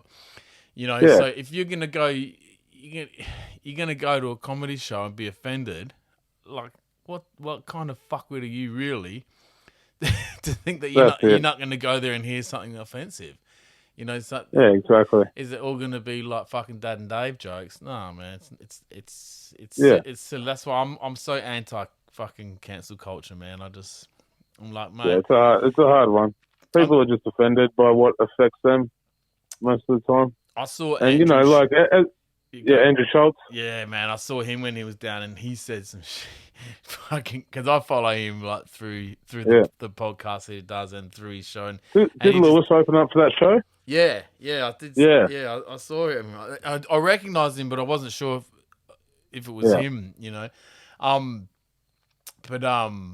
fuck, he said some shit that just did not go about Aboriginal people that just did not go down well. And but then, I think Lewis might have told me about this. Yeah, but it was he didn't harp on it. It was funny, and he just, it wasn't racist. It was, you know, everyone knows, like, one of his best mates is African American. It wasn't meant to be racist. It was funny, and there was Aboriginal fellas there, and they'll fucking have a laugh, you know. But it's like, you know, it was fucking borderline. You know, I'm certainly not going to repeat it, man. Yeah, well, it's just how you angle the joke. Yeah, and this is what, like, I think everything should be joked about. Yeah, you know what I mean, like. Yeah, and a lot of the time, you know, there's many stories of the people that, like for example, there was a midget, and I say that word because I can't think of what the appropriate term is a little person. But the reason why I say it is because he pretty much embraced it. He wanted to be called Dwarf, and Lewis ended up roasting him off stage at a comedy show. Yeah. And Lewis uploaded the video to Facebook, and it had, you know, different reactions. But at the end of the day, I had a chat with this, you know, fella after the gig, and he was a fucking legend. His name's Kyle, and he loves coming to comedy shows and sitting up the front. Yeah. So he gives the comedians some shit to work on. Yeah, nice. Good on him. And he loves it. You know, he's like, I'm the dwarf, you know what I mean? Like, if that's what you want to do, sweet. Like, no one should give him shit. In general, he should be able to live his life. But a comedy show, You understand punching down as a part of comedy. And That's of right. course, there's a way around it in different ways and different respectful ways. But the hardest part is comedy is about breaking the rules. Yeah.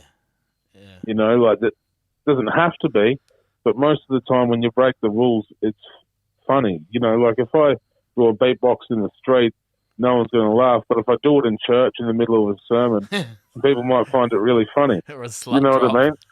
Yeah, a slut drop. Like, because it's breaking the social rules. We're in church, don't do that. You know what I mean? And that's a lot of, comedy style is like, and that's where the extreme comedy sort of came from. The older shit in the 80s, people are trying to say, just trying to say offensive shit because a lot of the time it can get a laugh. But there is a fine line between just saying offensive shit and twisting something and walking the line to make it funny. You know what I mean? It's like Carlin. George Carlin, he would fucking like kick so much knowledge, like absolute knowledge, and then slot a joke in there, Yeah. But at the same and like time, you watch some shit Carlin that said now, and Carlin's honestly one of the best, and he's a genius, so much wisdom. But I even listen to some bits now that I would have thought was funny when I was 20 years old, but I don't now. And I'm just like, there's too much. I think we're too connected and we're too aware of the bad shit that's happening in the world to fully let go sometimes when it comes to fucking having a laugh. Yeah, there's a good movie out called, or is it a movie? No, it's a documentary called, it's either You Can't Joke About That or... Yeah, I've watched that. Yeah, where the bloke breaks it down is like, if we don't keep this alive, like I'm Irish, I got red hair, I'm overweight, I wore glasses all my life, I copped it, and it made me who I am. It made me thick-skinned. Yeah. You can't really offend me at 44 years old. You can't really offend me with words, So what I think it might have been called "That's Not Funny" or something like that. But yeah, I've watched it. What how you're saying, if you don't allow this to keep happening, we're gonna fucking lose that, and we're all gonna be fucking losing it because someone farts in a shopping center. That's not funny. It's disgusting. I'm breathing in your fucking shit particles, mate. Like, when in my family, we condone that. If my son comes up and farts in my face, he gets bonus points, mate. That's a funny part of life, Yeah, you gotta embrace it and have a laugh. But yeah, I think we might be fucking getting too PC. It'll do a loop like anything. It'll turn. The thing is, with cancel culture, there's also counterculture. Yeah. And anything that we rebelled in the 90s because there was still Australia was a pretty well-to-do country. You know what I mean? Like in the way the government presented itself, they weren't trying to. I feel like the government now is trying to be cool, whereas like in the 90s, they're like, no, this is how we do things. Yeah. Now everyone wants to be a meme lord. You know what I mean? Like, yeah. And the internet is making people, we need to market it to younger generations. You know? Yeah. But compared to what we kind of grew up with, Australian government, it was just that stiff old, fucking white government. Yeah, this is how it is, and you can have your mohawks. Whereas now you're likely to see a politician with a mohawk because he's like, I'm cool. Yeah. You know what I mean? Well, have you seen the lamb ad for fucking Survival Day tomorrow? Like, nah. They got the pollies. It's fucking funny. They got like pictures of like Dan Andrews and the Adelaide Premier and they're fucking almost kissing, but there's a piece of lamb in between their mouths, and they're like going to town on a lamb chop, and it's like, and it's got the Sydney Premier and the fucking Brisbane Premier, and they're like, it looks like they're fucking having a kiss, but they got this piece of lamb in between it. You'll see it. It's fucking funny, man. No shit. But, yeah. So I say that because today's the 25th. Tomorrow is the 26th of January. Yeah. Yeah, I just want to say to all the listeners, I I don't celebrate Australia Day. I mourn for my Aboriginal brothers and sisters, and Yeah. it's Survival Day to me. So I've gone offline. You might have seen a little post I put up. I'm fucking sick. Yeah. I'm sick of arguing. I go down a rabbit hole and try and fucking stand up for black fellas and just get shut Oh, it's down. a hard one, man. Just And get the absolutely shut internet down. is a fucking dangerous place for it too, man. Cesspool of Because racism. people can say what they want with no consequence. Yeah. You know, never say it to anyone's face. And yeah, I agree with you 100%, man. Yeah. So And, this will yeah. this will drop. This won't drop till Friday. So hopefully it's all washed over. But I certainly don't get out there with my Union Jack flag. I wear Aboriginal flag on my shirt, and I put an Aboriginal flag out the front of my house. And the looks I get from my neighbours, like, wake up, motherfuckers, wake up. It's very important, man. Oh, fuck. Just need to change the narrative, I think. Yeah. And I think that's a good way to do it, like how you put it, man. Rather than, because the hard, yeah, and the fact that like people hold on to the date from their point of view when it hasn't been. It's not a tradition that's been around for very long, you know. Nah, it's not. It's 1994, man. Exactly, You know? and yeah, I think rather changing the narrative of the day to it being more a day of understanding, education, mourning. Yeah. You know, for the fellas. I think that's more like the best way to kind of attack it. Yeah, I think there's just bogans caught up in the drinking and fucking the public. It's just nationalism in general, man. Like, you know, Americans are worse with it. Look at what happened with Capitol Hill. Yeah. You don't see that happen in Australia because we're not as... Well, a lot of Australia is fed a lot of nationalism, but not like Americans. You know, they've got the Pledge of Allegiance, all that sort of shit. You know, every American knows the American anthem. I'd say there'd be a good third of Australia that doesn't know the Australian anthem. Nah. You know what I mean? Nah. We just don't have that. We do have patriotic fuckwits. I think every place has got them, but it's not as spread abroad compared to somewhere like America, you know, where you're seeing it's crazy. shit like Capitol Hill, you know? It's getting there with, like, whenever I take my son to school, that's one of the big things I look for. So I'll look for an Aboriginal flag, and I'll ask them, well, what do you have in ways of Aboriginal studies or Australian studies? What are you teaching? And they're like, why are you Aboriginal? I'm like, is that relevant? Like, yeah, you know, exactly. It's none of your business if I'm Aboriginal or not. Like, and my son, you know, got dark skin, dark eyes, could pass as Aboriginal, you know, so I think they tiptoe around it, you know. Yeah. And I'm like, well, no, I just want to know that you're not going to teach my son that fucking Captain Cook came over here and he was a top bloke and, you know, found the place. And I want my son to know that there's, you know, 40 to 60,000 years of fucking heritage before we were here. And it's so fucking strange to hear people not allow you as a white person advocate for an Aboriginal person, you know? Yeah, it's very, and that goes to show that, you know, and a lot of people that have that sort of point of view, I guess, they don't think they're racist, but it's like a deeper embedded sort of racism there. Yeah. You know, of like, they think because they're not being mean to a black person, for example, that I'm not racist, but it's, they're not respecting, like, especially when our culture is fucking, you know, handed over from England and European culture. Yeah. It's not treating their culture with the same respect. And that's because I feel like we don't really have much of a culture traditionally. It becomes stupid things like fucking barbecues on a day they picked in 1994, or, you know, like lamb. Oh, no, that's our tradition. Yeah, lamb. Yeah, we eat lamb. That's our tradition. But that's people that don't have roots to their culture and roots to their identity.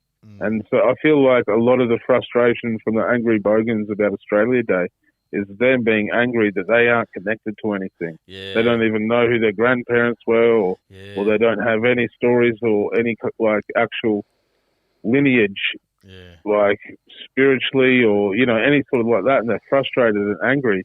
So they hold on to this idea of, I'm Australian and fucking Anzac Day, and all this sort of things. Like the fact that if someone honestly feels that they mournfully pay respects on Anzac Day, but they can't understand how Australia Day might be offensive to Indigenous people, then they're fucking stupid. And they're just, and if they're the sort of people that are getting angry about other people feeling offended by Australia Day being a celebration instead of a, like a more fucking emotional, respectful, like what Anzac Day is, a moment of silence. You know what I mean? Like that's the epitome of paying respect, is everyone standing quietly together and paying that. Yeah, it's a clusterfuck. So I think, but I feel it's getting better. Where I grew up in Tasmania has the worst history in the country when it comes to how the Indigenous were treated. But I just see more and more people. And maybe I'm hanging out with less angry bogans, but the more people that I meet and travel, everyone's generally on the narrative of change the date, or they know how they feel about it. And regardless of any day of celebration, it comes down to how we treat, the communities that have been here for fucking longer than us, and how we respect that. Yeah, definitely. I would. I'd love for you to have a podcast with Denny, man. She's a Tasmanian Aboriginal. Yeah, word. Yeah, we'll get it. She's got a lot to talk about. I don't want to speak out of turn for her, but it'd be great for her to do a podcast and have a good yarn with you. Yeah, for sure. I'll be keen. I was going to ask you that because in one of her film clips I saw the flag being done. Yeah. So I was so that's for her song Murder. Yeah. And like we've like been even in talks about performing Murder at the rally in Hobart tomorrow. Yeah, nice. But we've got a few things on with this tour, and we're not 100% sure if we can do it. But I was up here up here last year. I was in a Facebook group, it's a community group, right? And it's fucking huge, like 120,000 people, and you can go, where's a good restaurant, or who's a good mechanic, or something like that, rah. And you get an answer. Good group, good group. Last year I wrote, is there any survival day, anything going on for survival day tomorrow for Aboriginal people? Boom, fucking copped it. Absolutely copped it. You so-and-so, you so-and-so, you so-and-so. No one's even taken the time to look at my page and see that I'm not Aboriginal. Yeah. And then boom, boom, boom, boom, boom, about 30 comments, and then I was deleted from the group. Yeah. For asking, where can I go to mourn for Aboriginal people tomorrow instead of trashing someone's park, trashing a park with fucking Union Jacks and stuff like that. It's fucking. So I don't do it. I wore a shirt today. Always was, always will be shirt. And this woman goes, "Oh, that's a nice shirt. I like your shirt," she said. I'm like, "Oh, thank you." And then she used the word, and then she could have left it at that, and then she went on to say they, and so, blah, blah, blah, blah. And I'm like, "Oh, couldn't you have just left it at that's a nice shirt?" Yeah. So tomorrow I'm fucking proud, and I'll teach my son about it. He's asked me, like he said to me, "Are we Aboriginal?" I said, "No, son, you're not." I said, "But I want you to know about real Australia." I want to teach you about this. So we fly the Harold Thomas flag tomorrow, which is actually owned by fucking a white company and trying to get their flag back. So it's a clusterfuck. So celebrate being Australian. We're all for that, but take a moment to think about how it makes other people feel, namely the First Nation Australians. That's it. Yeah. Anyway, educate yourself the best you can, I reckon. Yeah. Oh, you got to be a little bit woke. So I put up a bit of a post. I didn't get many hits about. I've been asking people if they want to ask questions. So there's a bloke out here. I'm not sure if you're familiar with him. His name's Egg. Oh, yes, I know, Egg. What does he want to know? So he wants to know about your modelling career and how that's gone. My modelling career? And he said something about zinger burgers and zinger stackers. Yeah. I could do some modelling for KFC, but I have to grow my hair long like eggs. You didn't hit the gym in jail, did you? No, no, I did actually. Did you? I said eat some food. I said to Egg, I go, you got any dirt on Grills? I'm about to interview him. And he just wrote back, Zinger Burger. And I'm like, Zinger burgers. can you elaborate? And he goes, Zinger Stacker. And I'm like, you're fuck. For someone who can't stop talking when you bump into him, he's very fucking, very, very abrupt in text form. No, Egg shouted me a towel burger once upon a time. I swear, I think it was a towel burger. Back when KFC were doing towel burgers. And he'll never let me forget it. Is that it? Yeah, that's it. There's nothing much more to it, really. Fucking Egg. But it's a, you know, like fucking, he's a legend. Yeah, he's one of my real good mates. Yeah, that was a good meeting too. Like that film clip you did with Alerts, that was really good. That really, I made some good friends that day, and because I didn't really know anyone up here, and fucking went down there. It was good to see yourself, and I met a few dudes. I still see Gaz, Marty, Egg. So it's been really good. It's Marty and Gaz are legends. Yeah. Funny buggers, eh? Yeah, man. All right. Well, I've had you for an hour and 40. I'll wind it up. Just quickly, you got a favourite song you've ever done? Oh, wait a minute. That Chemical Heart track with the Grinspoon sample. I fucking love that, bro. Thank you, bro. Is there truth to the lyrics? I meant to ask you. Yeah, it's all true. Is it? Oh, all right. I meant to ask you when you were down, man, or when you were up. Yeah. Man. So that's all true. Yeah, it's all true. Just different people I know that have been affected by it. That's so dope. And you know, them boys, if you see them, I can't remember their name. They do that. Who's in the shadows? Fucking that track there.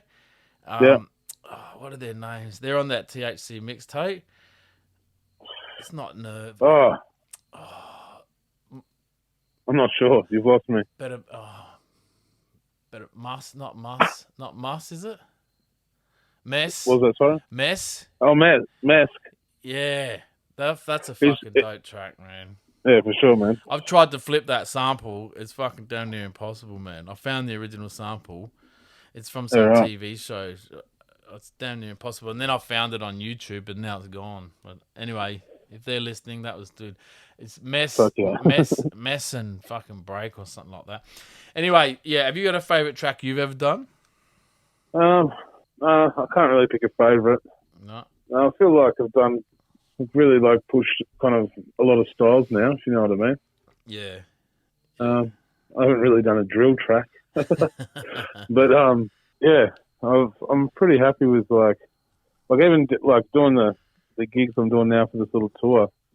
I'm having I want to do all my classics, but there's so many, you know. Yeah. Like I did an hour set before Denny got up on stage on Saturday, and I dropped like 6 songs out of my set just because. Yeah, right. It was a nice like pumped up vibe, and I didn't want to do any deep stuff, so I dropped all the deep stuff and just did the kind of party shit. Yeah. Yeah. But my new track "Come Home" is like probably my favorite at the moment. That's for sure. Yeah, it's nice. It's nice. And you know, collabing with Denny, it's just awesome. Yeah. She really pushes me to kind of like do different sort of styles and experiment. And like after just rapping for the last 12 years, and I play guitar as well. I kind of grew up playing guitar, you know what I mean? So It's nice to make a bit more sort of music rather than just hip hop. Yeah. But on another note, I'm working on a new album with Larrikin. Yeah. And he's got some fucking slamming beats on there. Man, his beats are out of control at the moment, eh? Yeah, he's really good, man. He's absolutely killing that. When the fuck did that happen? Yeah, well, I caught up with him on the Complete tour. He was doing backups for Manners. Yeah, that's right. Yeah, you know, and because I actually flew down Larrikin and chased the battle in Hobart before Got Beef started at a Taz Battles event. They got bodied. So Larrikin, he still did. Chase won his battle, and I battled Larrikin, and he still did all right. But yeah, we've always got along and been good mates since back then. So it's been really awesome collabing with him now. Yeah, he got that beat on Mana's album with Bit of Belief and K and oh fuck, that hits, man. Yeah, I was man. like, fucking, who produced this? Well, just quickly, do you have hard copies of Wisdom? Yeah, sure do. All right, better get one of them off you. You want to give one away on the show? Yeah, no worries, man. All right. We'll run some form of competition. Sounds good. I'll post it out. Yeah. So another thing, as we wrap it up, I've been asking people, who's your top 5 rappers and producers? Top 5 dead or alive. So top 5 rappers. Top 5 rappers dead or alive. Fuck. It's a hard one, man. I don't really think about it like that anymore, if you know what I mean. It's a hard question, eh? Yeah. I think Eminem's still the GOAT. Like, even just what he dropped with the UFC promo, he's still killing it. Yeah. Especially for his age. Yeah, true. Like, I don't vibe with a lot of his shit here and there, but the fact that he's doing what he's doing. Mike Righteous from England's one of my favourite. Mike Righteous. Yep, from England. He's really dope. He's someone that I listen to pretty regularly and listen to a lot of their catalogue. Yeah, nice. The rest is, Billy Bunce. Yeah, nice. He's probably one of my all-time favourites. Yeah, he's good, isn't he? Other than that, like, Complete always inspires me. Yeah. Just all my friends in Australia, really. I'm very grateful and lucky to be, mates with so many really good lyricists that inspire me as people as well, because I know them. So I don't really look around much anymore, if you know what I mean. I love listening to the classic shit. Yeah, same. Same. I still bump fucking Dre 2001 and, But, what about what about producers then? Producers. Yeah, I've kind of got like old favourites, but I don't really follow much of it anymore. You know what I mean? I'd say Scott Staunch was one of my favourite producers, but he hasn't made anything good since 2002. Yeah, but that doesn't matter. That doesn't matter. There's no time span. Yeah, fully. Yeah. See, not many people know that he did a lot of that fucking Dre shit, man, Yeah, fucking know.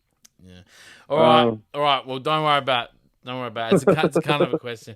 I got one that's a signature question. I'll get you to answer that, and then we'll plug your socials, and then I'll have a bit of a chat to you once we've stopped recording, mate. I've got a couple of things I want to ask you. No worries. So if you could put some information inside a fortune cookie and send it back to yourself when you were younger, with just one sentence with some advice, what would that advice be? And take into account, it's probably going to be the name of the episode. Work harder. That's it.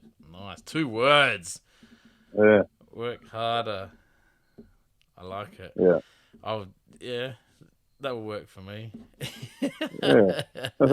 Work harder. I love it. All right, man.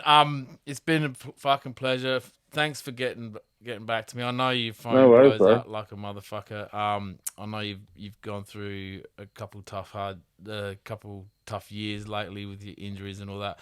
Hope the leg's feeling better. I know what it's like, man. I've had an ankle injury for like 8 years that's still not any better. So make sure you do your physio and all that bullshit. But do you want to plug your socials and let everyone know where they can find you, mate? Well, it's just Greeley THC on Instagram, YouTube, and Facebook. Yep. They're all the easy ones. And, I just want to say thanks again for having me, bro. No worries, man. And, thanks for being patient with me. It's good to have a good yarn. Yeah, no, it's good. And, I'm real proud of watching what you're doing with the podcast. And, it was good to catch up at that party and link up with, new heads. And it was really good for me meeting, like, Lazy Grey and a few of those heads that, I've looked up to them for a long time. Yeah. Nuts. But, got to put your tongue. Man. Got to put your tongue in my ear. Yeah, that's right. Fuck, I was drunk. I don't drink much these days, but that party, I was like, fuck it, and smash that bottle of Highball. It was a good time. All right, mate. You're a fucking legend. You're taking the country by storm. Get out there, download his shit. buy his shit, and we'll run a bit of a competition on Instagram, and I'll talk to you about it off air. All right, everyone, that was fucking Greeley, aka Greeley.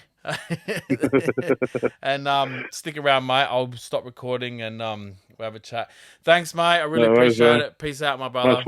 Much love, brother. Peace. Peace.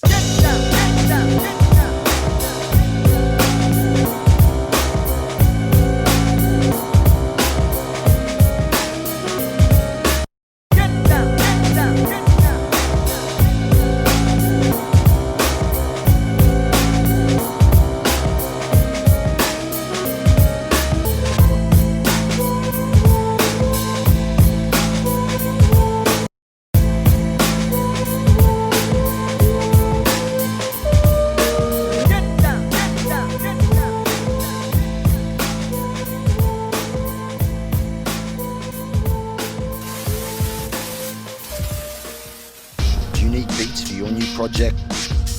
Tired of waiting on files to transfer after you pay for a beat? Then BeatBay is the place for you. Come surf through the selection of beats provided by various producers catering to every urban music genre. Find what you need, add it to your cart, check out, pay, and download your exclusive beat mixdown and stem files. That is BeatBay. Hit the bay today.